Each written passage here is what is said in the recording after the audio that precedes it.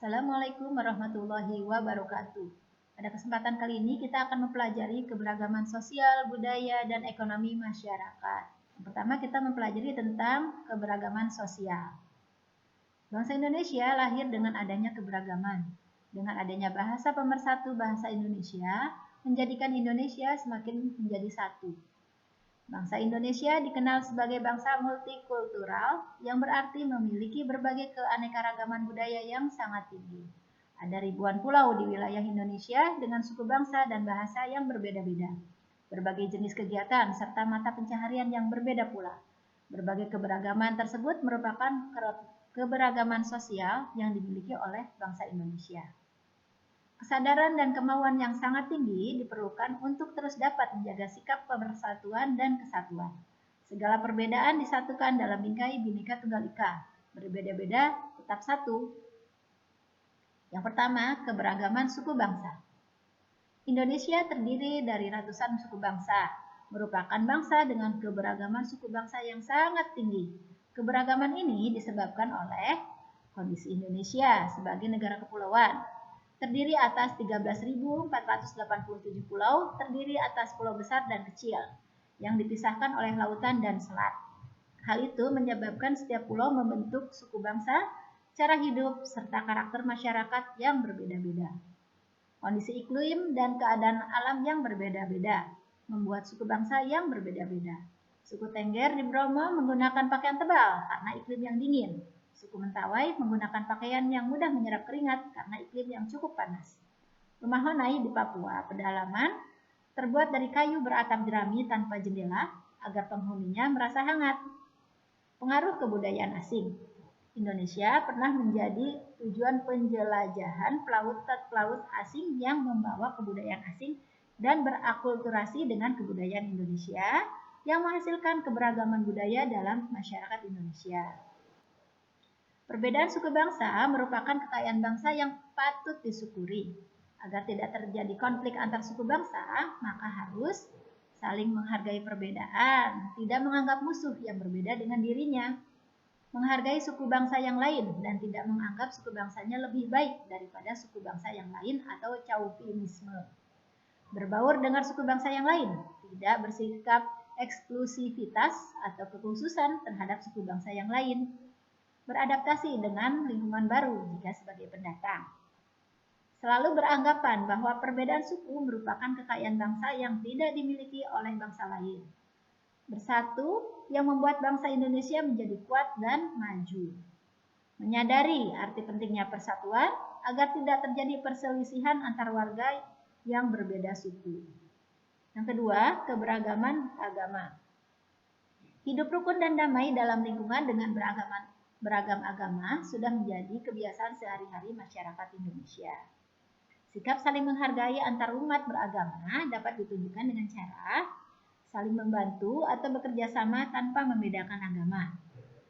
Tidak mengganggu umat agama lain yang sedang beribadah. Menghormati umat agama lain yang sedang menjalankan ibadah.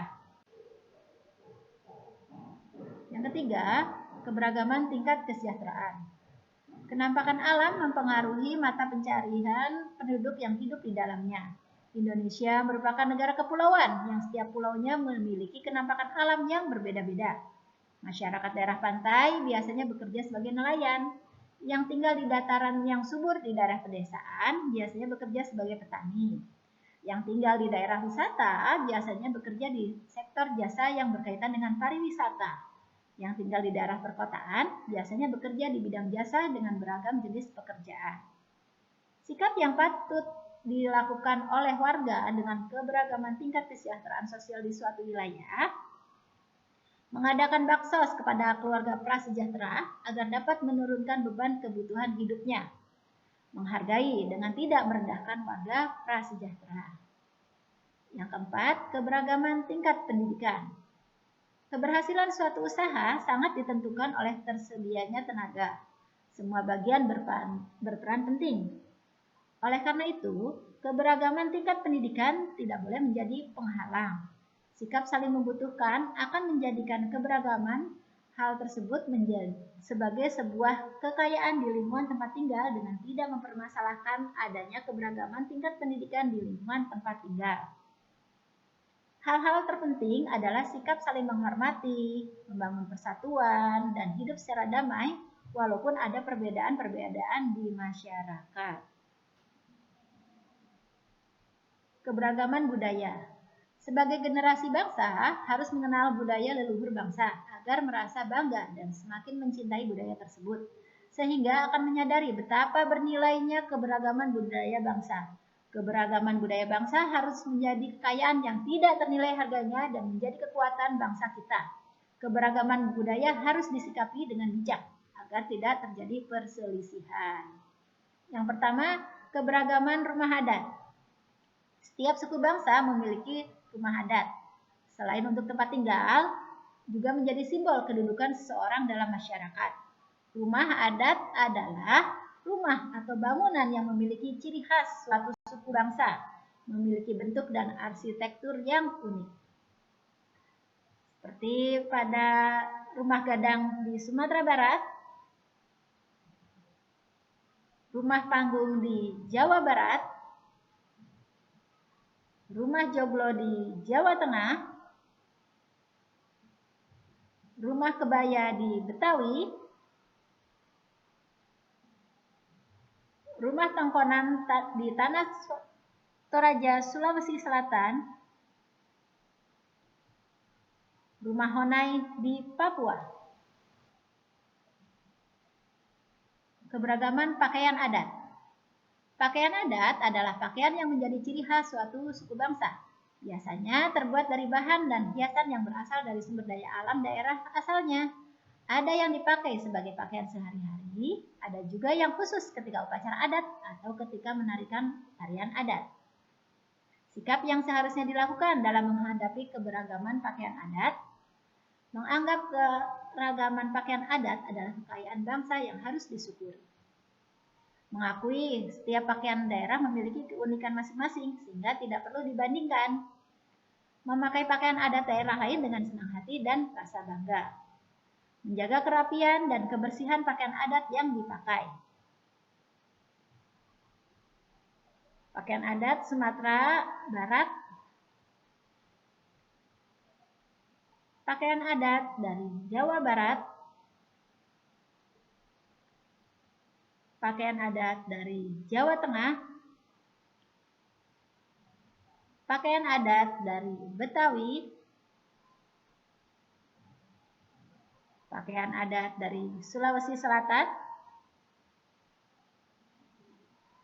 pakaian adat dari Papua. Keragaman bahasa daerah.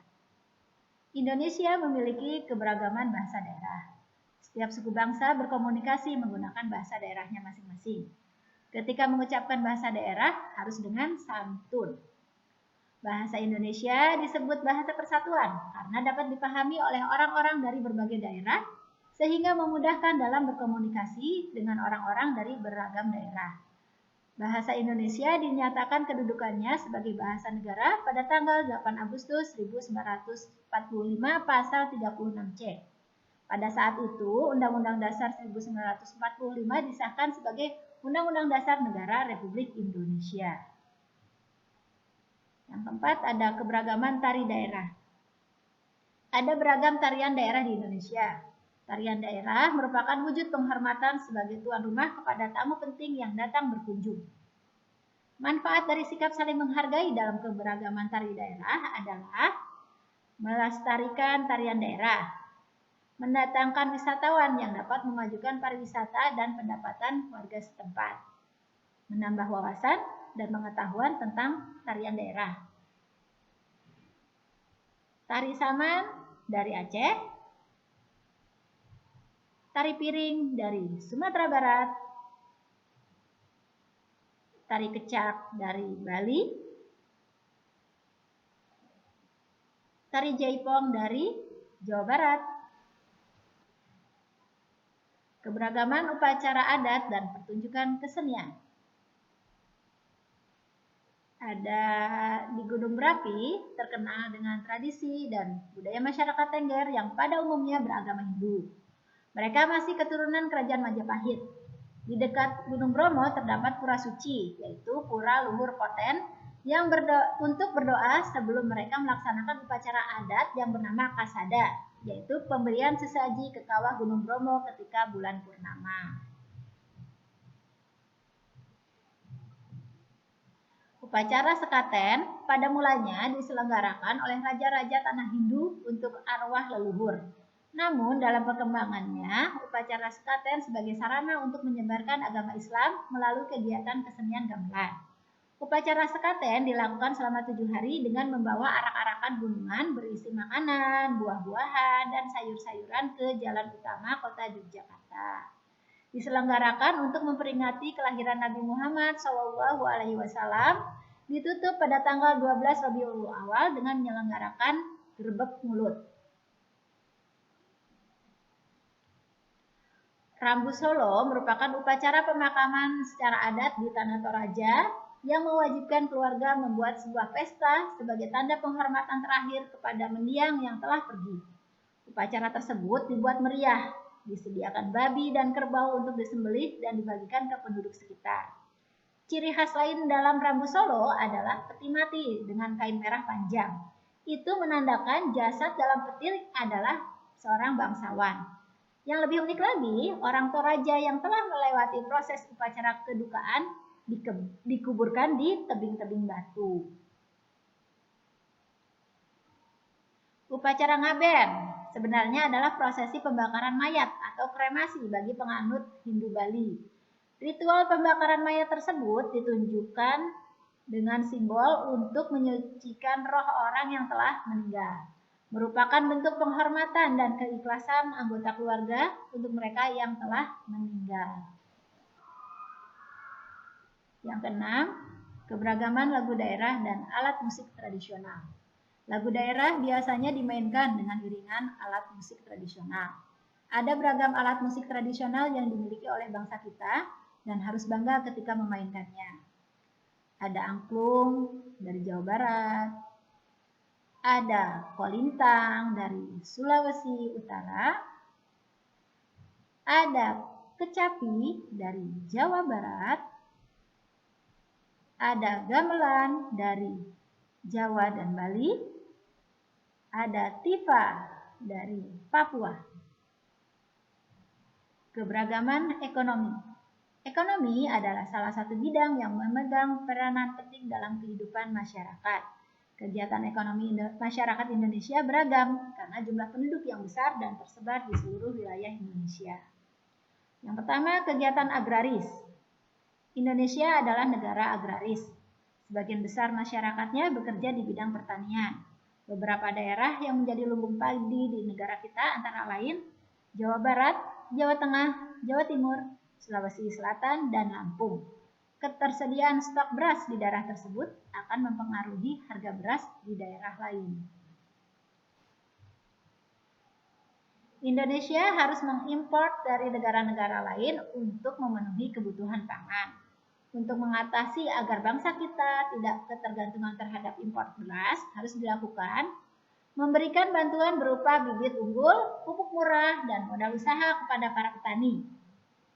Membeli padi dengan harga yang pantas agar kesejahteraan petani meningkat. Memberikan penyuluhan kepada pemuda desa agar mau bertani dengan cara dan alat modern. Yang kedua, kegiatan perikanan. Indonesia juga merupakan negara maritim terbesar di dunia karena wilayah laut Indonesia yang sangat luas. Beragam kegiatan perikanan dan kelautan dilakukan oleh masyarakat. Hasil perikanan dan kelautan Indonesia banyak yang diekspor karena bangsa kita masih belum terlalu gemar mengkonsumsi ikan laut sebesar negara lain. Kondisi ini pula yang mendorong banyaknya nelayan asing yang menangkap ikan di wilayah perairan kita. Pemerintah membuat kebijakan penangkapan dan penenggelaman kapal asing yang terbukti mengambil ikan di wilayah Indonesia tanpa izin. Kapal asing umumnya memakai peralatan canggih, berbeda dengan nelayan tradisional yang masih menggunakan peralatan sederhana sehingga hasil tangkapannya pun sedikit. Yang ketiga, kegiatan perdagangan. Kegiatan perdagangan memegang peranan penting dalam perekonomian bangsa Indonesia. Kemajuan zaman melahirkan pasar modern seperti minimarket atau mal di daerah perkotaan. Perbedaan kondisi pasar di daerah pedesaan dan perkotaan memberikan banyak pilihan bagi masyarakat. Masyarakat menyesuaikan jenis kebutuhan dengan kemampuannya masing-masing. Pasar modern mengubah kebiasaan masyarakat menjadi cenderung lebih konsumtif dan senang berbelanja. Jika dibiarkan, akan merugikan masyarakat itu sendiri. Untuk menghindarinya, bisa dengan cara membiasakan diri memberi barang sesuai dengan kebutuhan, bukan keinginan. Membiasakan diri menabung untuk kebutuhan masa depan. Membeli barang buatan dalam negeri yang berkualitas dengan harga terjangkau. Yang keempat, kegiatan industri. Kegiatan industri menghasilkan beragam barang kebutuhan sehari-hari dalam jumlah yang besar. Kegiatan industri yang sedang berkembang di Indonesia saat ini adalah kuliner.